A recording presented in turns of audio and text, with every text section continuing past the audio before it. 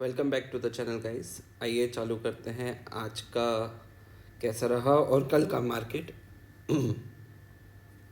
हमने बोला था कि मार्केट अगर गैप डाउन खुलता है तो हम क्या करेंगे कि पुट बाय कर लेंगे, 5 मिनट बाद सेल कर देंगे और उसके बाद पुट सेल करके रख देंगे, या फिर कॉल बाय कर लेंगे क्योंकि मार्केट अब ट्रेंड में रहेगा।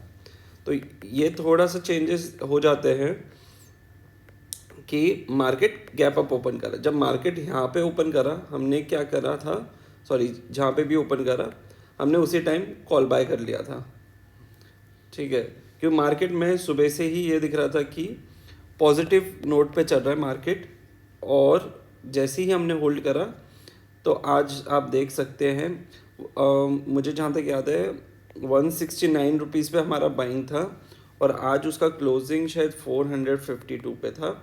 हमने अराउंड 430 पर एग्ज़िट कर दिया था ट्रेड, क्योंकि हमारा जो टारगेट था उस पर वो रीच कर गया था जो हमने एट मैक्स बोला था। तो ये अच्छी बात है कि मार्केट आज ही टारगेट रीच कर गया। तो अब है कि कल का मार्केट कैसा रहेगा। अब ये देखिए मार्केट बहुत इंटरेस्टिंग स्पेस पे बंद हुआ है। अभी जहाँ तक जो कंफ्यूजिंग है मार्केट का स्टेज, वो ये था कि ये प्राइस मोमेंटम कैसे बना रहा है। तो मार्केट ने जब यहाँ पे एक ब्रेकडाउन दिया था ये 3 दिन का, ये था कि शायद ये बेरिश साइड जा रहा है, क्योंकि ये हो सकती है वेव 2 इसकी और ये वेव 1 और वेव 3 की तरफ चलेगा। पर वो कंफर्म कब होता है, जब ये प्राइस वेव 1 के नीचे आती, तब तक ये ABC करेक्शन के तरीके से हम मान सकते हैं। मार्केट भी देखो ऊपर गया, एक पॉइंट पे आया, फिर एक और पॉइंट पे आया।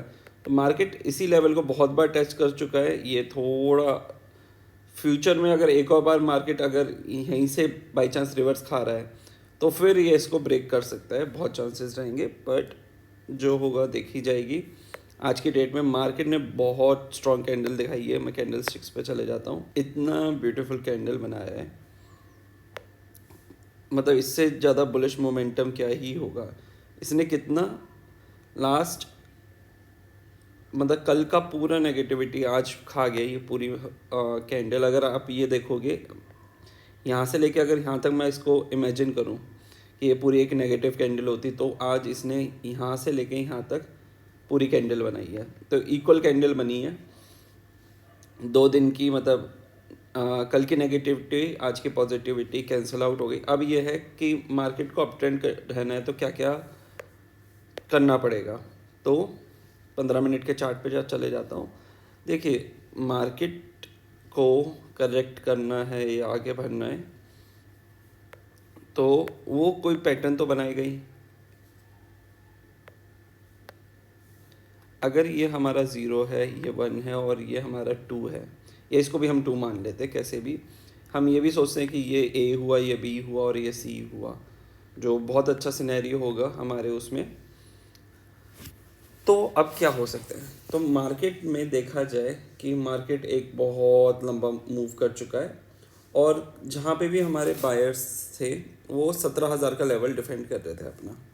तो मार्केट क्या करेगा, अब सेलर्स आएंगे और सेलर्स क्या करेंगे, क्योंकि ये एक मेरे हिसाब से, मैं इसको जूम करता हूँ ताकि क्लियर दिखे। मेरे लिए एक दिक्कत थी कि मार्केट जो है फुल स्ट्रेच चला गया। मार्केट को अगर जाना होता तो ये स्ट्रक्चर में जाए तो मेरे लिए बहुत अच्छा रहेगा, पर ये जो स्ट्रक्चर होता है ना, ये है अनसस्टेनेबल स्ट्रक्चर। तो यहाँ पे बायर्स कहाँ हैं, यहाँ पे आपके पास बायर्स हैं, मतलब बायर्स की पोजीशन मिलेगी वो यहाँ पे मिलेंगे, ये सपोर्ट की तरह एक्ट करेंगे। स्विंग्स स्ट्रेट लाइन में आपको स्विंग कहाँ दिखेगा। तो इसके लिए हमें क्या करना है कि अब देखते हैं कि क्या हो सकता है मार्केट पे। मुझे ये लगा था सबसे पहले कि यहाँ पे कहीं पे भी अगर ये बड़ा बेरिश मूव दिखाता तो मैं एग्ज़िट करता, पर इसने कोई ऐसा साइन नहीं दिया कि हाँ मार्केट गिरेगा। तो हमारे लिए लास्ट इम्पॉर्टेंट क्या हो जाता है, ये वाला लेवल जहाँ पर मार्केट बार बार टर्न लिया है। यहाँ पे हमें एक टर्न पता है, ये ओपनिंग है, यहाँ पे मार्केट होल्ड करा, ये यहाँ पे मार्केट ने होल्ड करा है और ये 17,125 का लेवल। तो आप क्या करो, सीधा जाओ हॉरिजॉन्टल लाइन होगी, हॉरिजॉन्टल लाइन इस लेवल पे मार्क कर दो, ठीक है।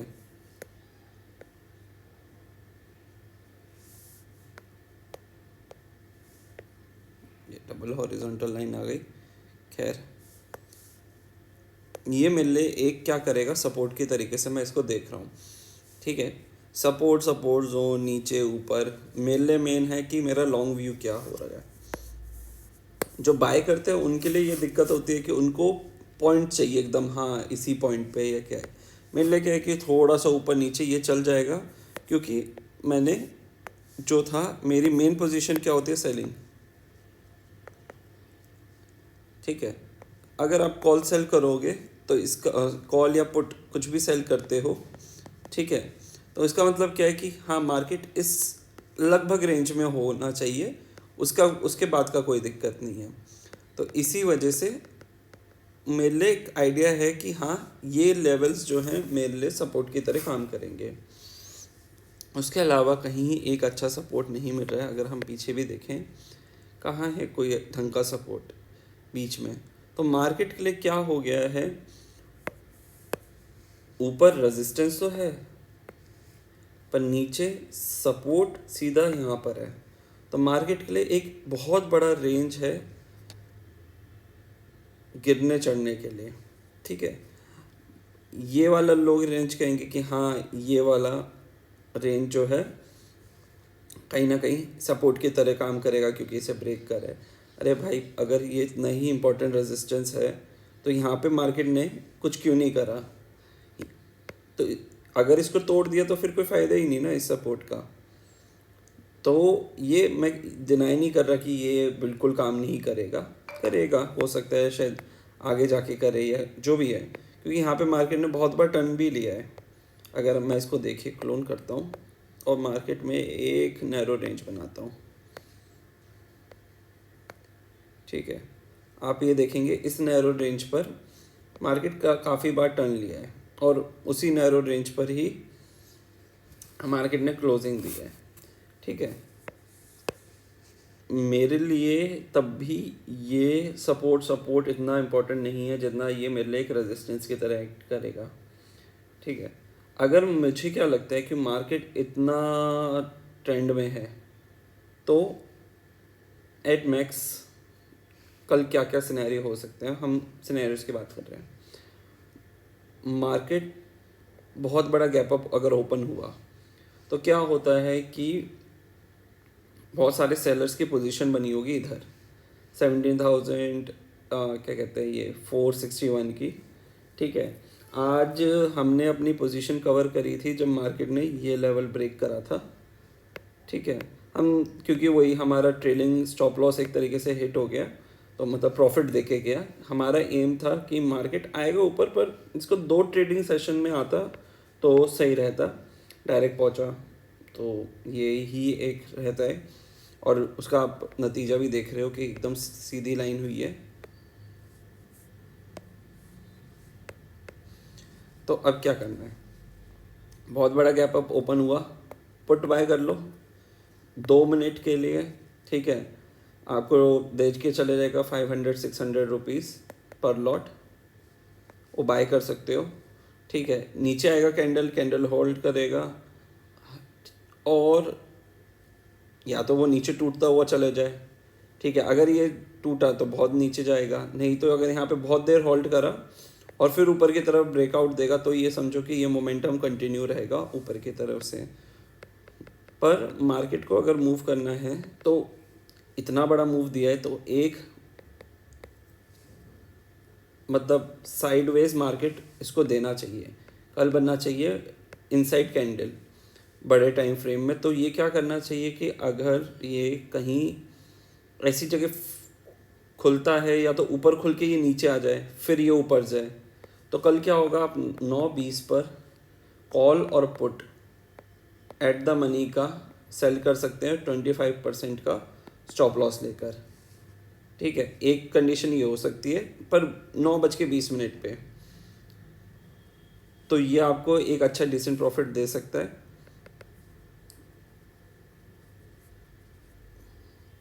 उसके बाद अगर आपके पास इसका ये है कि अगर आप सपोज करो मार्केट खुल रहा है से 17,300 के पास, तो आपको क्या करना है, 17,300 का कॉल सेल करना है, ठीक है, और 17,500 का कॉल बाय करना है। नीचे की तरफ 17,300 का पुट सेल करना है और 17,100 का पुट बाय करना है। तो ये आपका बन जाएगा स्ट्रैंगल, ठीक है। उसके बाद क्या कर सकते हो, सेम उस पर ही 17,300 पे 9:20 जो भी रेट, अगर 100 रुपये चल रहा है, ठीक है, इससे 10% कम पे आप लिमिट ऑर्डर लगा दो 90 रुपये का। सपोज करो 100 चल रहा है तो 90 का, दोनों तरफ कॉल और पुट। अगर मार्केट ने आपका एक स्टॉप लॉस हिट करा, सपोज करो मार्केट ट्रेंडिंग हुआ, तो क्या होगा कि दूसरी साइड का आपका जो भी आप सेल करोगे तो वो मोमेंटम में आपको पैसा मिल जाएगा, तो आपके दो साइड के ट्रेड हो जाएंगे। यस, ये दो साइड के ट्रेड होने के बाद आप कर सकते हो। कंडीशन एक और हो सकती है कि मार्केट क्या करेगा,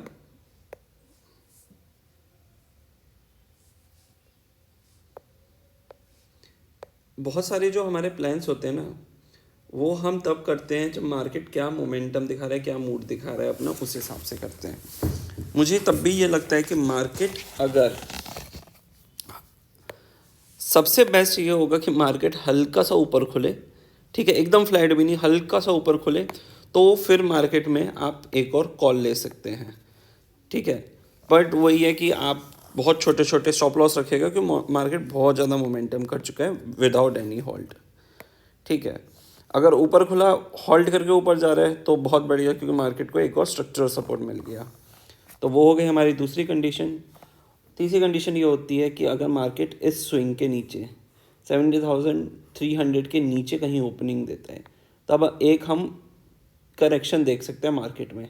करेक्शन मतलब बहुत डीप करेक्शन नहीं, ये मान के चलिए कि ये जो है 17,125 तक आ सकता है। तो अगर आपको बाय भी करना है तो स्टिक टू ATM, ठीक है, ATM पे जाए के ही करें और देख के सोच समझ के ट्रेड लें कि जब आप ले रहे हैं तब कैसा चल रहा है। क्योंकि हम क्या करते हैं, हमेशा अपना ट्रेड इम्प्रूव करते हैं। कल हमने प्लान करा था कि हम पुट बाय करेंगे पहले 5 मिनट में, क्योंकि मार्केट नीचे खुल सकता है। मार्केट कहाँ खुला, इधर। जब मार्केट हमें इधर खुला तो क्या हुआ, हम थोड़े से ये प्रिपेयर्ड थे कि मार्केट शुरू में शायद मोमेंटम करेगा, क्योंकि हमने प्री मार्केट एनालिसिस करा था, ठीक है, तो उसमें हमें पैसा अच्छा मिला था। दूसरी चीज़, जब हमने सेल करा हम श्योर थे कि ये सपोर्ट की तरह काम करेगा, ठीक है। तो ये हो गई थी हमारी दूसरी चीज़। अगर आप पुट भी लेते तब भी आपको आज भी थोड़ा पैसा मिलता, पर उसके चांसेस कम होते, आपके शायद SL हिट हो सकता था या जो भी था। तो ये एक कंडीशन रह सकती थी। तो ये हो गई हमारी कंडीशन कि हम थोड़ा सा नेगेटिव साइड ज़्यादा सोच रहे हैं। फ्लैटिश खुला तो अप साइड देख रहे हैं, अदरवाइज हम ओवरऑल यही रहेगा कि मार्केट या तो डोजी बनाएगा या फिर करेक्शन के लिए आएगा। तो अब चलते हैं बैंक निफ्टी का हाल,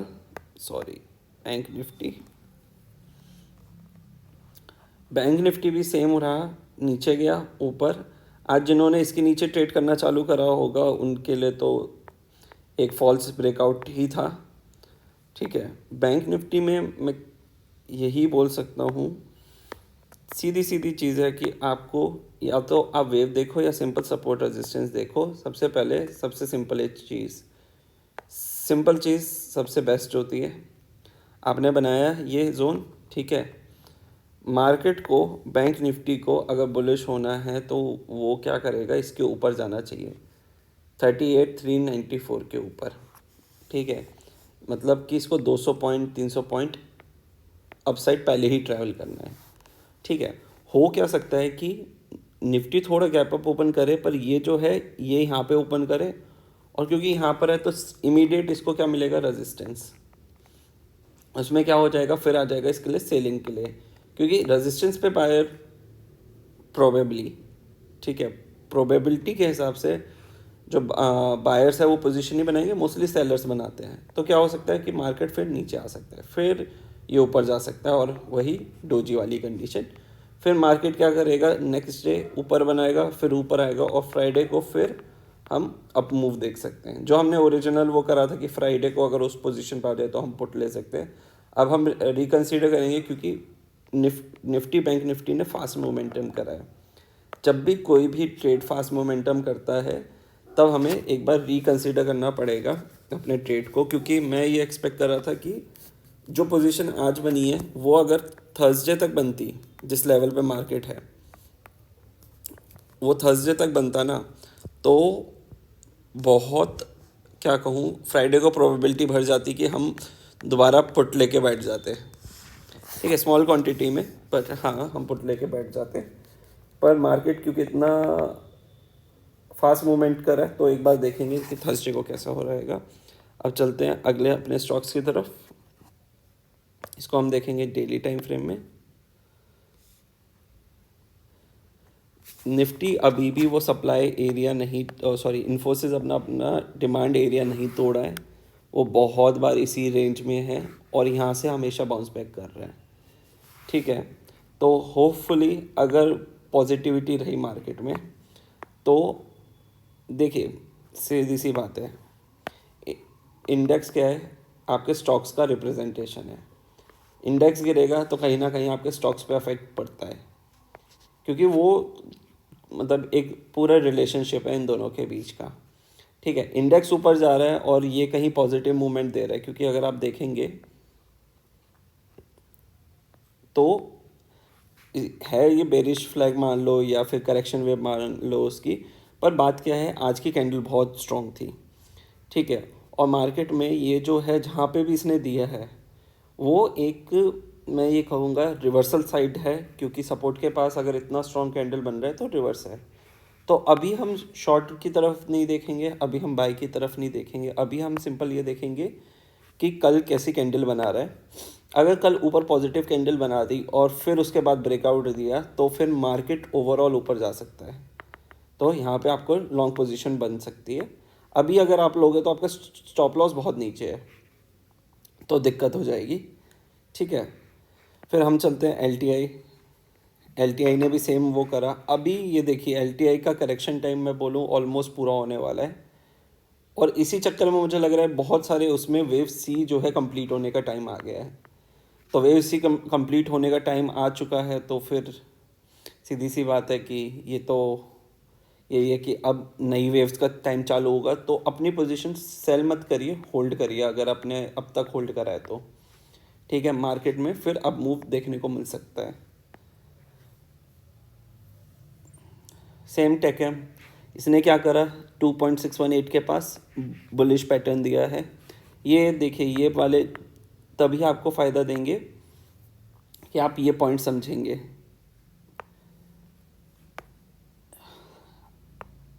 मार्केट ने 2.618 के पास आया, पिन कैंडल बनाया, उसके बाद एक स्ट्रॉन्ग मूव कैंडल बनाया।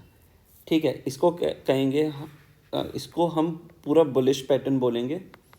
ठीक है, और आप क्या कर सकते हैं, यहाँ पे इसकी पोजीशन बना सकते हैं। आपको टेकएम की नई वेव मिलेगी जो आपको हायर लेवल्स पे स्टॉक को लेके जाएगी, बशर्ते कि यहाँ से ये ना हो कि कल ही एक बहुत डाउन कैंडल बना दे। कल इसके अगर कहीं पे भी ऊपर क्रॉस करे तो आपको एक अच्छे टारगेट्स मिल सकते हैं। तनला हमारा ऑल टाइम फेवरेट, हाँ जी, 10% का अप दिया है। इतनी सॉलिड कैंडल है, 2 दिन की पूरी नेगेटिविटी खा गया। ठीक है, तो ये हमारे लिए बहुत सॉलिड है, हमारे पास तो पोजीशन बनी हुई है। और हमारी एक और जो पोजीशन हमने ली थी वो इसमें से मिसिंग है, मैं लगा देता हूँ। 3 पोजीशंस थी, चलो छोड़ो, वो चला गया। कल हमारी फ्रेश पोजीशन जो बनी थी, आप तनला में हमें ये है हमारे लिए, तनला जब भी इम्पोर्टेंट लेवल्स पे आता है, ठीक है, तो हमारी क्या होती है, बाइंग चालू होती है। वो उस टाइम जो छोटे छोटे पैटर्न्स बनाता है ना, वो हमारे लिए बहुत इंपॉर्टेंट होते हैं, तो हम हमेशा उन सब पे वो बाई करते रहते हैं। तो तनला हमारे लिए वो है, गिरे खरीदो। स्पिलो कंपैरेटिवली नेगेटिव रहा, पर ये एक अच्छा टाइम होता है। हैप्पीएस्ट माइंड में किसी ने मेरे से पूछा था कि क्या रहेगा। हैप्पीएस्ट माइंड के लिए मेरे लिए सिर्फ इतना है, देखिए ABC, ठीक है। हैप्पीएस्ट अगर आपको आज कितना गया है,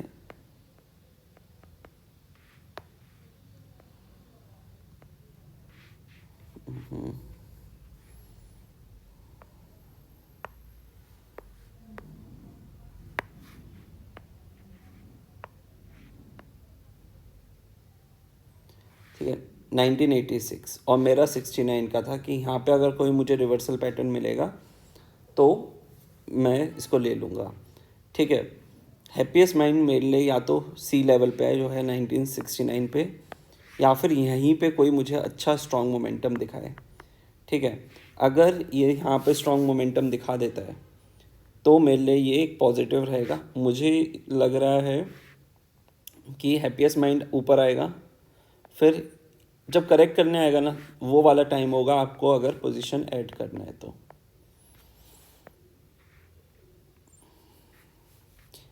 सेम राउट में भी रैमको सिस्टम अनएक्सपेक्टेड था थोड़ा हमारे लिए कि उसने अभी तक एक अच्छा मूव नहीं दिया है। इसको हम दोबारा फंडामेंटली एक बार चेक करेंगे कि ये अगर वेव फिफ्थ की तरफ आ रहा है तो उसका रीज़न क्या होगा। हम वहाँ से इसको रीबाय करना चालू करेंगे, एक बार रीएवैल्यूएट करेंगे कि क्या पोजीशन है, फिर रीबाय की तरफ हम सोचेंगे।